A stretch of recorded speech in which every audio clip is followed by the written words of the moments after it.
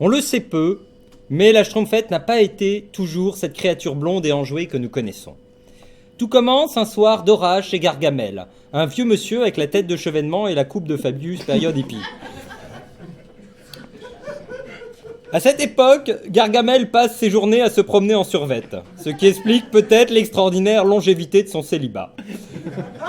Mais ce soir-là, il décide de lutter contre le sort, et plutôt que de s'inscrire sur adopteunschtroumpf.com, il entreprend de fabriquer une poupée gonflable au grand soulagement d'Azraël qui commençait à être plein. Récupérant ça et là des peaux d'animaux qu'il coud de ses doigts sales, il parvient tant bien que mal à créer une sorte de baudruche brune qu'il imperméabilise en l'enduisant de litres de cérumen tant ses oreilles sont généreuses. Puis il la gonfle en soufflant dedans, et se rappelant soudain qu'il est un esthète de bon goût au verbe aiguisé, il lui met une couronne sur la tête pour faire joli et un mauvais jeu de mots sur Bourg-la-Reine. Bah oui, c'est marqué dedans. Mais alors qu'il commence à la besogner, et tandis que l'orage déchire le ciel pendant que l'autre déchire ce qu'il peut, il se produit un de ces étranges hasards fantastiques et nécessaires pour l'histoire, car voici que la foudre s'abat sur la poupée de cire, lui donnant soudain la vie. Elle ouvre un œil, puis deux. L'instant est magique, et l'œil sec du vieil homme, confit de vice, se fait œil d'enfant. Une larme perle sur ses joues sales, ses mains tremblent. Il pose un genou à terre devant la créature qui semble se réveiller d'un si long sommeil. Sa bouche s'entr'ouvre, laissant apparaître des dents d'une blancheur éblouissante. Elle tente de parler, et une voix aiguë se fait entendre, transformant la poupée de cire en poupée de son. Puis alors que son corps frêle se redresse peu à peu, c'est toute une phrase qui sort. Il tend sa grande oreille prince charlienne et écoute. La poupée, réunissant ses forces et prenant étonnamment confiance en lui, dit alors ceci. « Moi, poupée royale du Gargamellou, j'ai décidé d'avoir des rapports dans l'ordre juste et de lutter contre les inégalitudes. » Ciel, il venait de donner vie à une poupée de cérumen royale. Aussitôt, il se recula de l'étrange chose parlante, et après 20 minutes de colocation, il se décida à la transformer en n'importe quoi d'autre. Il la peinturlura en bleu et lui mit une perruque en poil blond d'Azraël, puis la fit passer à la casserole pour la faire réduire. Le petit truc bleu à touffe blonde s'échappa vite de la casserole et s'enfuit dans la forêt comme une petite fille cherchant l'amour en Belgique. Ou dans Lyon. C'est vrai. Errant ça et là, près du ruisseau, elle se sent seule sur le schtroumpf, les yeux dans l'eau. Son schtroumpf était trop beau.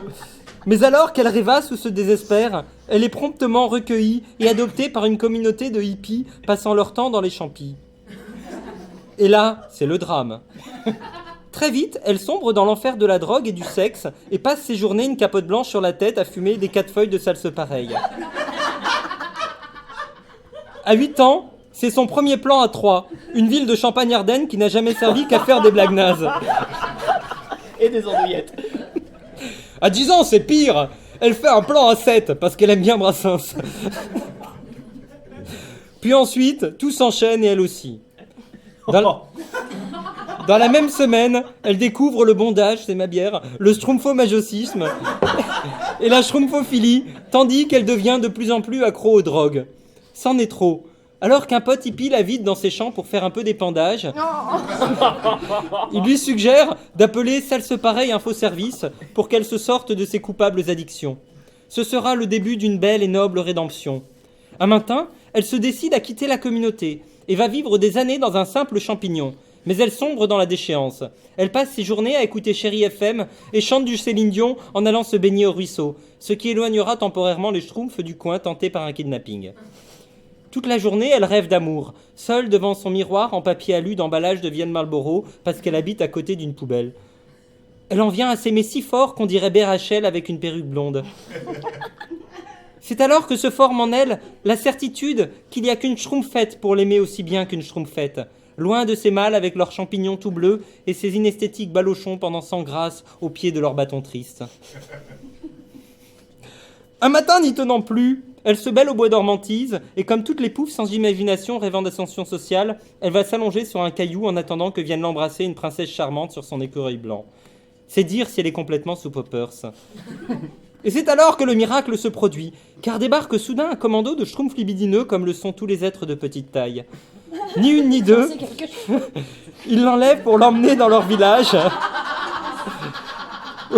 où elle est directement enfermée dans le schtroumpfinstère de l'intégration et de l'identité schtroumpfoniale.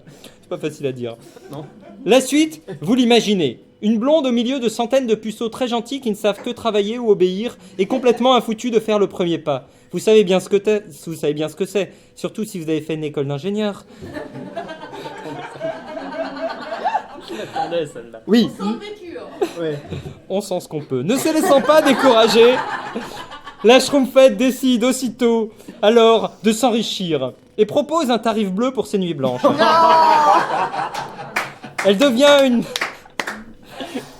une bad girl, fréquente la jet set et enregistre même avec Joe et Schtroumpf pour le groupe Schtroumpf ta mère le titre « Fais-moi Schtroumpf Schtroumpf Schtroumpf dans ma Schtroumpf Schtroumpf Schtroumpf ». Elle poursuit son chemin vers la célébrité dans le cinéma. Elle se fait belle et perd du poids. Se muscle le dos et la même année, alors qu'au sortir d'une œuvrette on la complimente sur son dauphin, elle joue avec Rocco Schtroumpfedi dans Le Gland Bleu.